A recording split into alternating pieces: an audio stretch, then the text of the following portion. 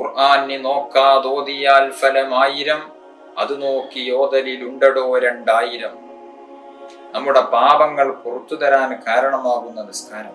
നിങ്ങളുടെ പൂർവകാല സമൂഹത്തിന് നോമ്പ് നിർബന്ധമാക്കപ്പെട്ടതുപോലെ നിങ്ങൾക്കും നോമ്പ് നിർബന്ധമാക്കപ്പെട്ടിരിക്കുന്നു. എന്തിനു വേണ്ടി? നോമ്പ് കൊണ്ട് അള്ളാഹു ലക്ഷ്യം വെക്കുന്നത് തഖ്വയാണ്. അസ്സലാമു അലൈക്കും വറഹ്മത്തുള്ളാഹി വബറകാതുഹു. അഊദു ബില്ലാഹി മിനശ് ശൈത്വാനിർ റജീം. ബിസ്മില്ലാഹിർ റഹ്മാനിർ റഹീം. അൽഹംദുലില്ലാഹി റബ്ബിൽ ആലമീൻ. വസ്സലാത്തു വസ്സലാമു അലാ സയ്യിദിൽ മുർസലീൻ വഅലാ ആലിഹി വസ്വഹ്ബിഹി അജ്മഈൻ. അമ്മാ ബഅദ്. ഏറ്റവും സ്നേഹാദരവുകൾ നിറഞ്ഞ പ്രിയപ്പെട്ട സഹോദര സഹോദരിമാരെ, വിശുദ്ധ റമദാനിൽ പ്രധാനപ്പെട്ട കർമ്മമായ നോമ്പിന്റെ 2 അനിവാര്യ ഘടകങ്ങളെക്കുറിച്ച്, 2 ഫർളുകളെക്കുറിച്ച് കഴിഞ്ഞ ക്ലാസ്സിൽ നാം ഓർമ്മപ്പെടുത്തി.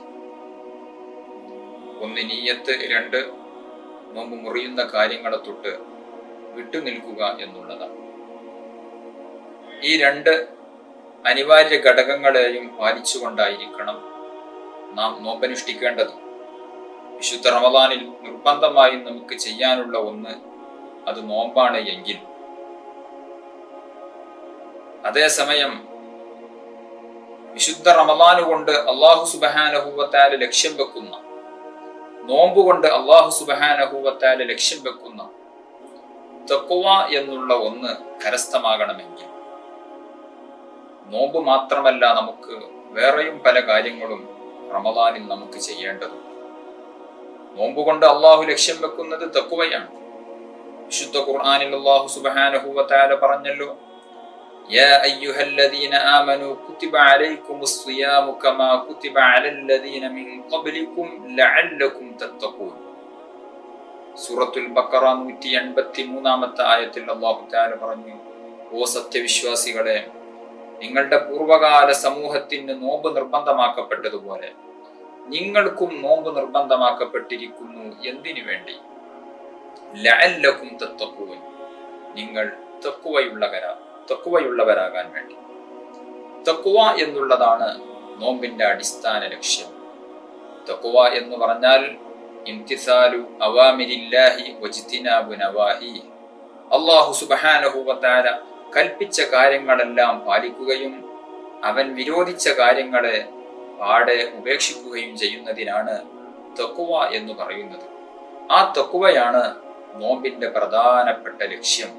അതുകൊണ്ട് നോമ്പനുഷ്ഠിക്കുമ്പോൾ നമ്മുടെ തഖ്വ നമുക്ക് എങ്ങനെ കരസ്ഥമാക്കിയെടുക്കാം, തഖ്വ എങ്ങനെ നേടിയെടുക്കാം എന്നതിനു വേണ്ടിയുള്ള ഒരു പരിശീലനമാകണം വിശുദ്ധ റമദാനും നമ്മുടെ നോമ്പും മറ്റു കർമ്മങ്ങളുമെല്ലാം. ഞാൻ കഴിഞ്ഞ ക്ലാസ്സിൽ പറഞ്ഞു, നോമ്പിന്റെ നിയ്യത്തിൽ നാം ശ്രദ്ധിക്കേണ്ട ഒന്നാണ്, നോമ്പ് അള്ളാഹുവിന് വേണ്ടിയാണ് ഞാൻ നോൽക്കുന്നത് എന്നുള്ള പ്രധാനപ്പെട്ട ആ ഒരു ലക്ഷ്യം, നിയ്യത്ത് നമ്മുടെ മനസ്സിലുണ്ടായിരിക്കണം. ഭൗതിക നേട്ടങ്ങൾക്ക് വേണ്ടിയാവരുത് നാം നോമ്പ് നോൽക്കുന്നത്, മറിച്ച് ലില്ലാഹി തആല, അള്ളാഹുവിന് വേണ്ടി നോമ്പനുഷ്ഠിക്കുന്നു എന്ന ഒരു നിയ്യത്തുണ്ട് എങ്കിൽ ഇൻഷാ അല്ലാഹ് ആ നോമ്പ് നമുക്ക് തഖ്വ നേടിത്തരുന്ന ഒരു നോമ്പായി തീരും. അല്ലാഹു തആല തൗഫീഖ് നൽകി അനുഗ്രഹിക്കട്ടെ. അതേസമയം കേവലം ഒരു നോമ്പ് മാത്രം പോരല്ലോ റമദാനിൽ നാം ചെയ്യുന്ന ഏത് കർമ്മങ്ങൾക്കും അല്ലാഹു സുബ്ഹാനഹു വ തആല അനേകായിരം മടങ്ങ് പ്രതിഫലം തരുമ്പോ, ആ പ്രതിഫലങ്ങളിലൂടെ നമുക്ക് സ്വർഗം നേടിയെടുക്കാനുള്ള ഒരു അവസരമാണ് അല്ലാഹു സുബ്ഹാനഹു വ തആല തരുന്നത് എന്നുള്ളത് കൊണ്ട് തന്നെ റമദാനിൽ നാം മറ്റു പലതും നേടിയെടുക്കേണ്ടതുണ്ട്, ചെയ്യേണ്ടതുണ്ട്. അതിന് കൃത്യമായ പ്ലാനിങ്, കൃത്യമായ ടൈം ടേബിൾ നമുക്ക് റമദാനിൽ ഉണ്ടായിരിക്കേണ്ടതുണ്ട്. നോമ്പ് എല്ലാവർക്കും ഒരു സമയമാണ്. പകലിലെ നോമ്പനുഷ്ഠിക്കാൻ പറ്റും, രാത്രി നോമ്പനുഷ്ഠിക്കാൻ പറ്റില്ല. നോമ്പ് പകലിലാണ് നോൽക്കേണ്ടത്. അതേസമയം മറ്റു പല കർമ്മങ്ങളും, ഖുർആൻ ഓതുക, ദിക്റ് ചൊല്ലുക, മറ്റു സുന്നത്ത് നിസ്കാരങ്ങൾ തുടങ്ങി പലതും നമ്മുടെ ഒഴിവ് സമയത്തിനനുസരിച്ച് നമുക്ക് ചെയ്യാം. പല കാര്യങ്ങളും അല്ലാഹു സുബ്ഹാനഹു വ തആല ഇന്ന സമയത്ത് തന്നെ ചെയ്യണം എന്ന് നിർണയിച്ചു തന്നിട്ടുണ്ട്. അതല്ലാത്ത കർമ്മങ്ങളെല്ലാം നമ്മുടെ ജോലി തിരക്കുകൾക്കിടയിൽ ഒഴിവു സമയം ഏതാണെന്ന് കണ്ടെത്തി അതിൽ നമുക്ക് ക്രമീകരിക്കാവുന്നതാണ്.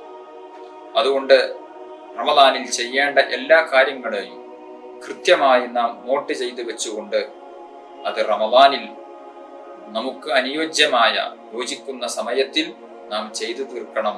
നോമ്പിന്റെ അടിസ്ഥാന ലക്ഷ്യം തഖ്വയായതുകൊണ്ട് തന്നെ നമുക്ക് പലതും വിശുദ്ധ റമദാനിൽ ചെയ്യേണ്ടതുണ്ട്.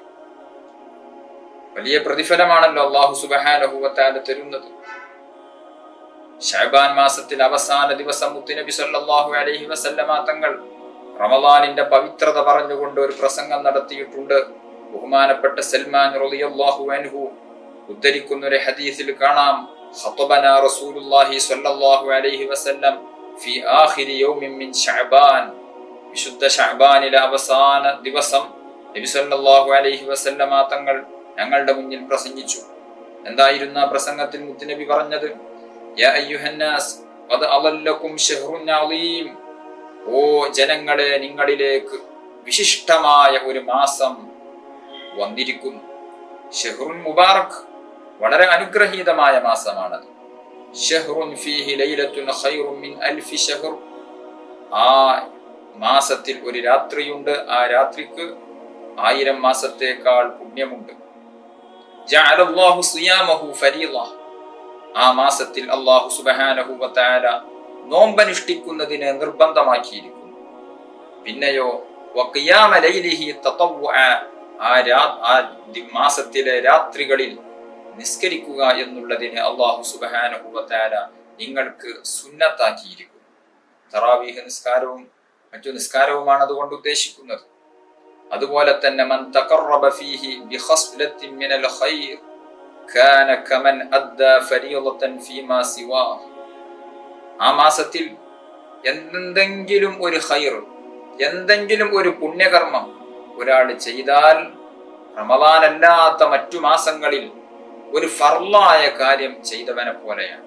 നമുക്കറിയാം, ഫർള്, സുന്നത്ത്, ഇങ്ങനെ നാം ചെയ്യേണ്ട നമുക്ക് പ്രതിഫലം അല്ലാഹു സുബ്ഹാനഹു വ തആല നൽകുന്ന ആരാധനകളിൽ ഫർളുമുണ്ട്, സുന്നത്തുമുണ്ട്.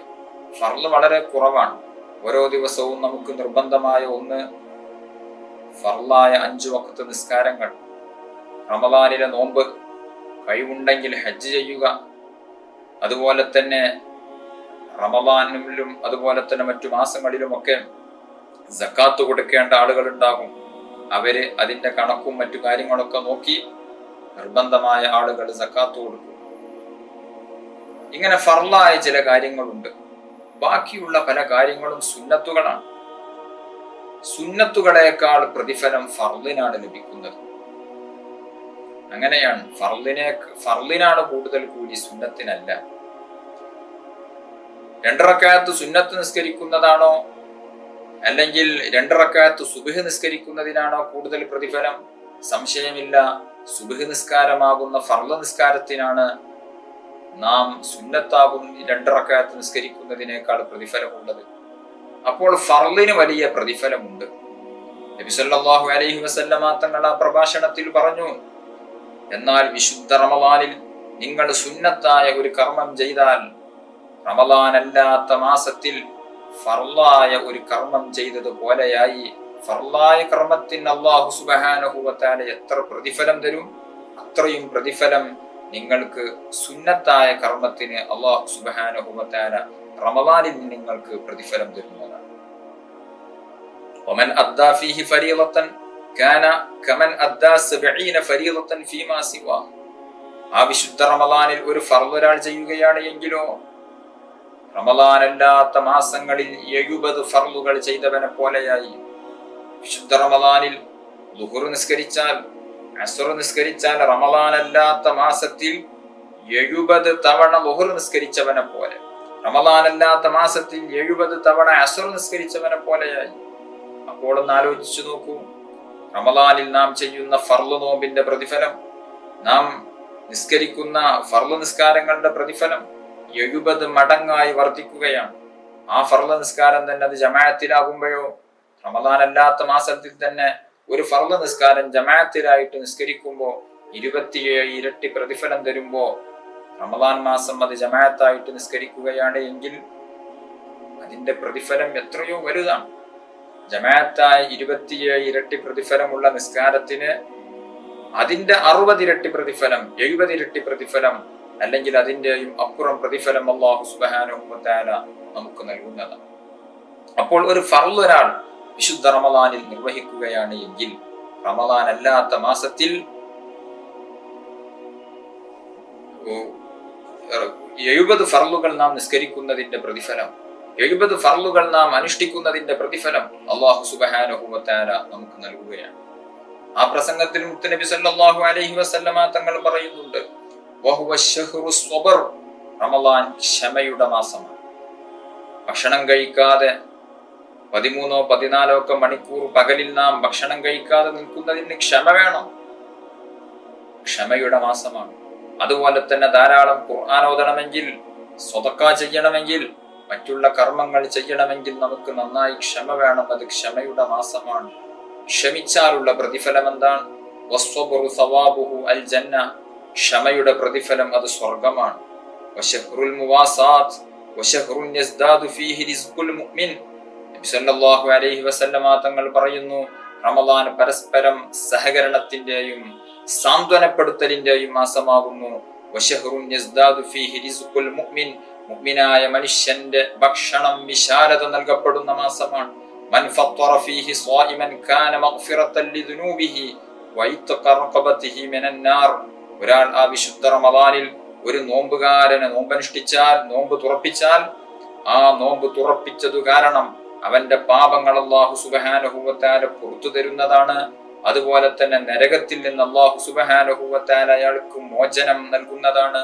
വകാന ലഹു മിസ്ലു അജ്രിഹി മിൻ ഗൈരി അൻ യൻതഖിസ മിൻ അജ്രിഹി ശൈഅ, ആ നോമ്പ് തുറപ്പിച്ച വ്യക്തിക്ക് നോമ്പുകാരന് നോമ്പ് നോറ്റ പ്രതിഫലം കൊടുക്കുന്ന അതേ പ്രതിഫലം ഈ നോമ്പ് തുറപ്പിച്ച വ്യക്തിക്കും അല്ലാഹു സുബ്ഹാനഹു വ തആല തരും. അതുകൊണ്ട് ഞാൻ വിശുദ്ധ റമളാനിൽ ഒരു നോമ്പ് നോറ്റാൽ ആ നോമ്പിന്റെ പ്രതിഫലം എനിക്ക് 70 ഇരട്ടിയായിട്ട് അല്ലാഹു സുബ്ഹാനഹു വ തആല തരും. കാരണം അത് ഫർള് നോമ്പാണല്ലോ, 70 ഇരട്ടി പ്രതിഫലം ലഭിക്കും. 70 എന്ന് ചുരുങ്ങിയതാണ്. അതേസമയം നമ്മുടെ നോമ്പിന്റെ ഉദ്ദേശവും ലക്ഷ്യവും നമ്മുടെ തഖ്വയുടെയും ഒക്കെ തോതനുസരിച്ച് ആ പ്രതിഫലം 70,000-ഉം 70 ലക്ഷവും അതിനപ്പുറവും ഒക്കെ ആയിത്തീരും. അതുകൊണ്ട് ഞാനൊരു നോമ്പനുഷ്ഠിച്ചാൽ ചുരുങ്ങിയത് എനിക്ക് 70 നോമ്പിന്റെ പ്രതിഫലം അല്ലാഹു സുബ്ഹാനഹു വ തആല തരും. അതേസമയം ഞാനൊരു നോമ്പുകാരന് നോമ്പ് തുറപ്പിച്ചാലോ, അയാൾക്കും അല്ലാഹു സുബ്ഹാനഹു വ തആല നോമ്പ് നോറ്റതിന്റെ 70 ഇരട്ടി പ്രതിഫലം കൊടുക്കുമ്പോൾ അയാളുടെ പ്രതിഫലം ഒന്നും തന്നെ കുറയാതെ അത് നോമ്പ് തുറപ്പിച്ചു എന്നുള്ളതിന്റെ പേരിൽ എനിക്കും ലഭിക്കുന്നത്.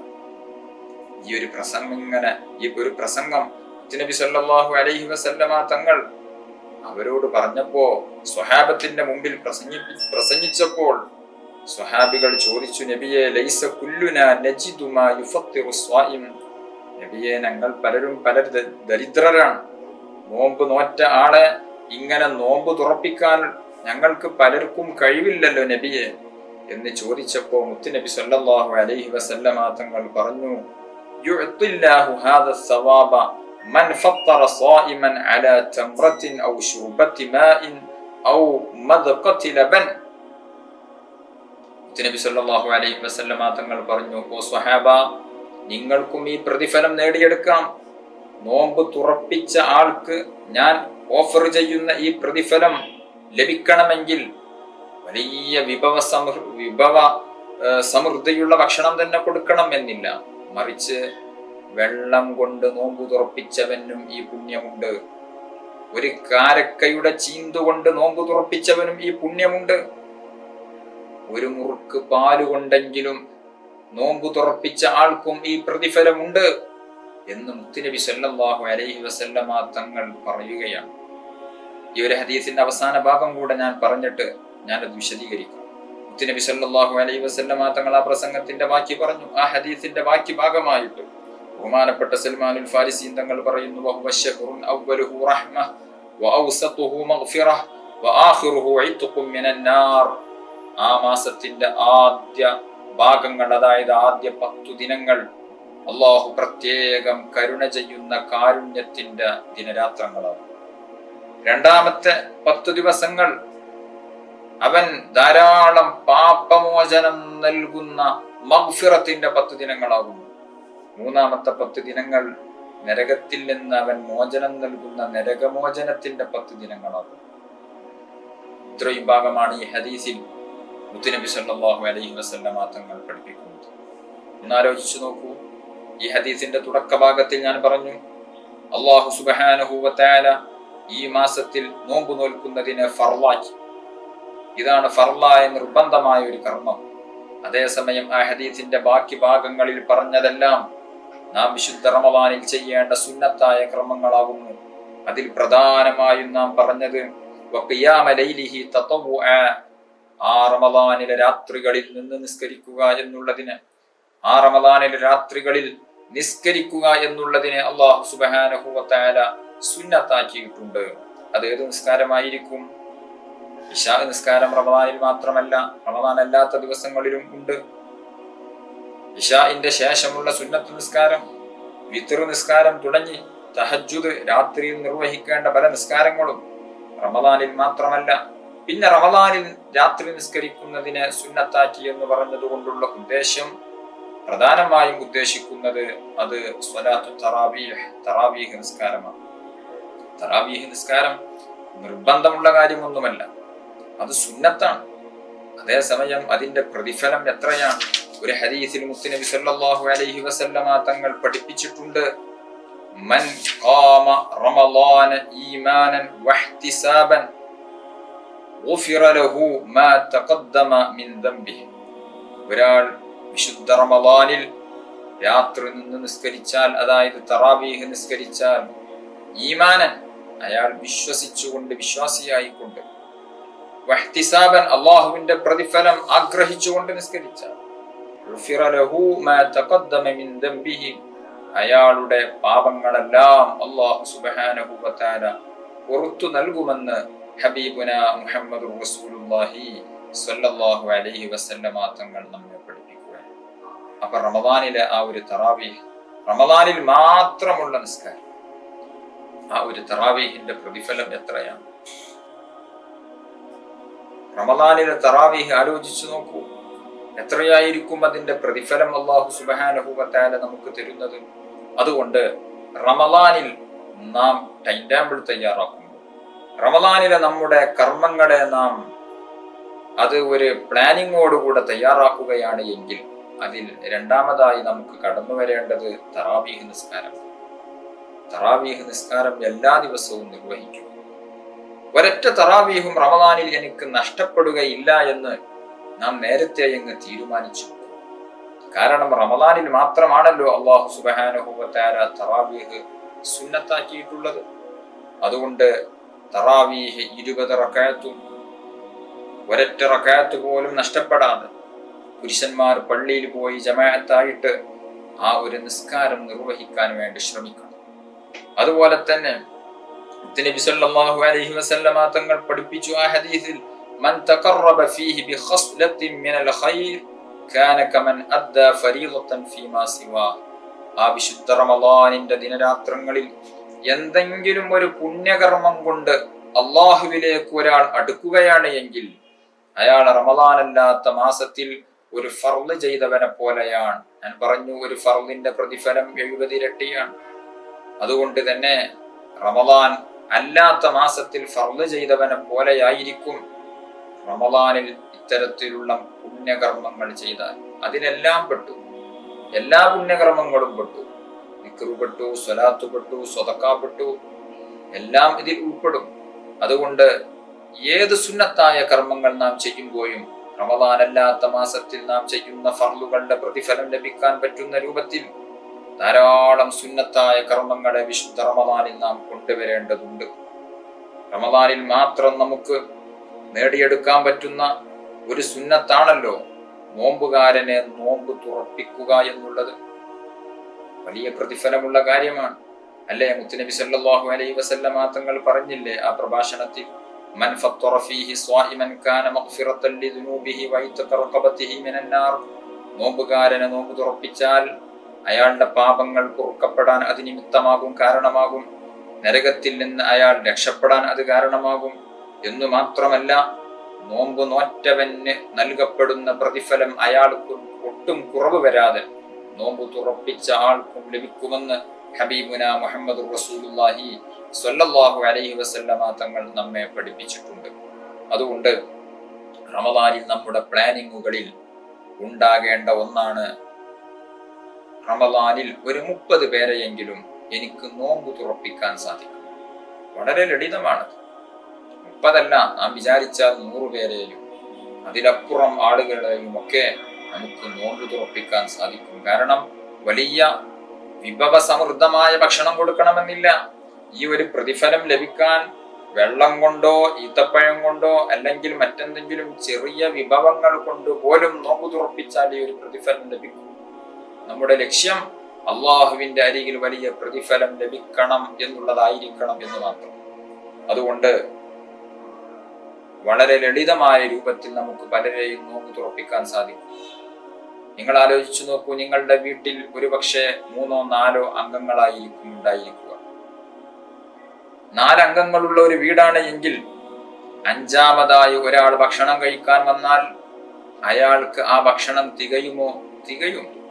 അങ്ങനെയായിരിക്കും പലപ്പോഴും പല ആളുകളും വിശുദ്ധ റമദാനിലൊക്കെ 4 പേർക്ക് ഭക്ഷണം ഉണ്ടാക്കിയാൽ 1-2 ഒക്കെ ആൾക്ക് കഴിക്കാനുള്ള ഭക്ഷണം വേസ്റ്റായി പോകുന്ന ഒരു സമ്പ്രദായം പലപ്പോഴും നാം കണ്ടുവരാറുണ്ട്. അതുകൊണ്ട് റമദാനിൽ നോമ്പ് അനുഷ്ഠിച്ച ആളെ നോമ്പ് തുറപ്പിക്കാൻ വളരെ ലളിതമാണ്. എങ്ങനെ? നാം മഗ്‌രിബിന് പള്ളിയിലേക്ക് പോകുമ്പോൾ അല്ലെങ്കിൽ അസ്റിന് പള്ളിയിലേക്ക് പോകുമ്പോൾ നമ്മുടെ ഒരു കൂട്ടുകാരനോട് പറയുക, ഇന്ന് എൻ്റെ കൂടെ നോമ്പ് തുറക്കാൻ പോലെ.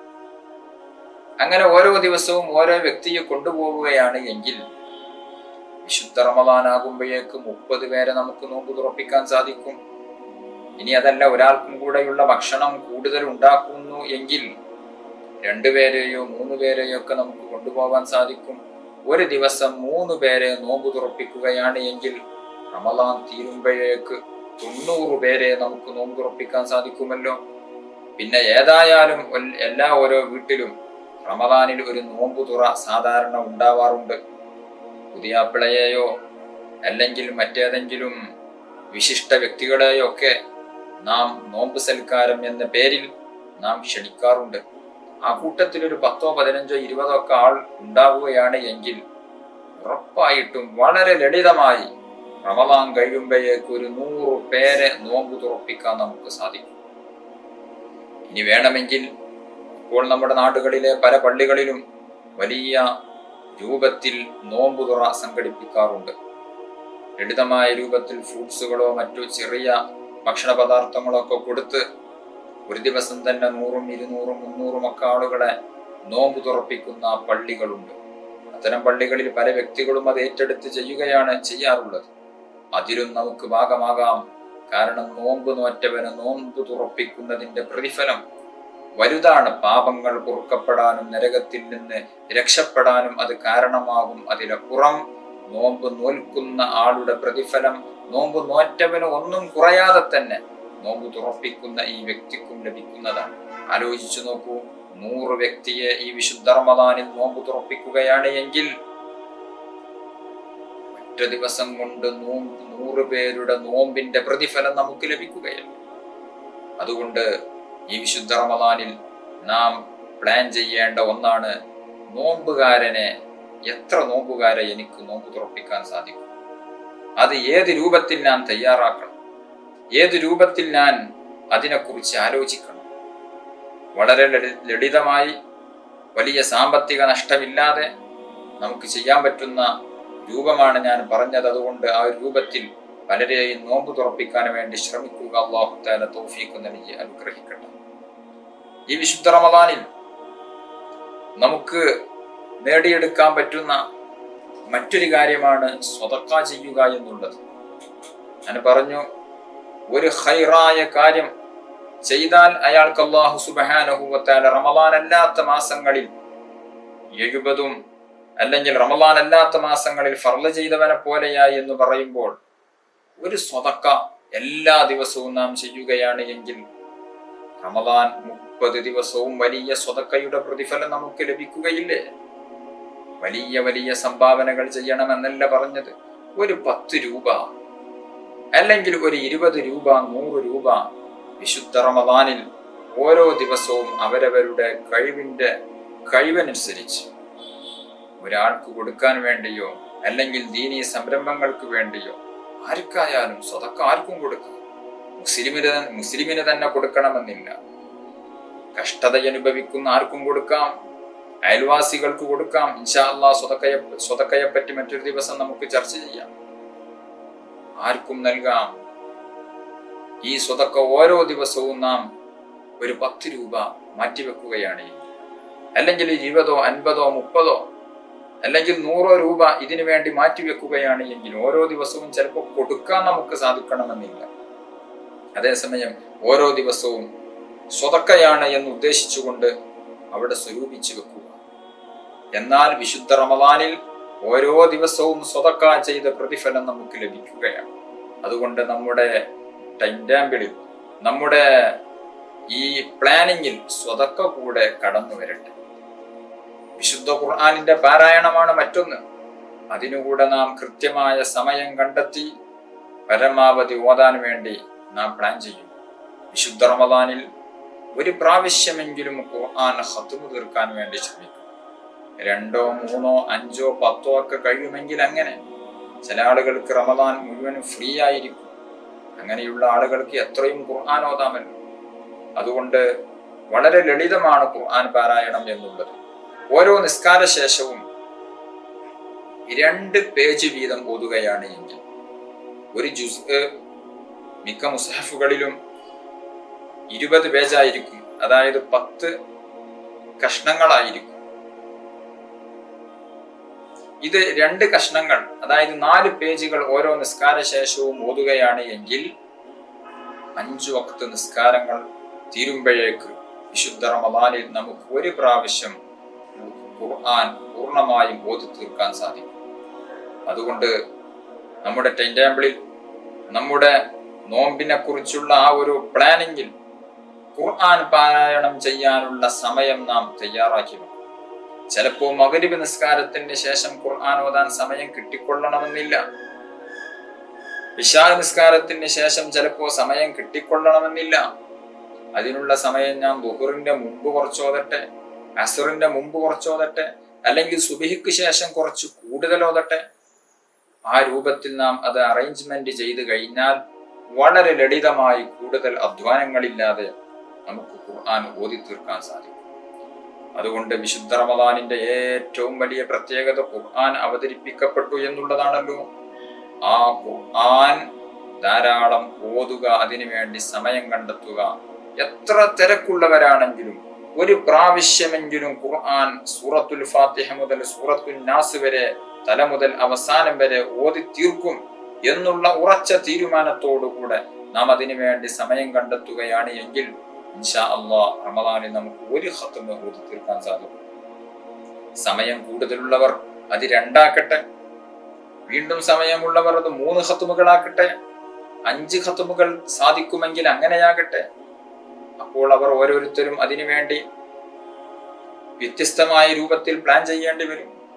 3 ഖത്മുകൾ റമദാനിൽ ഓതി തീർക്കണമെങ്കിൽ ഒരു ദിവസം 3 ജുസ്ഉകൾ ഓതണം. 10 ദിവസമാകുമ്പോഴേക്ക് ഒരു ഖത്മ് തീരും. 20 ദിവസമാകുമ്പോഴേക്ക് 2 ഖത്മ് തീരും.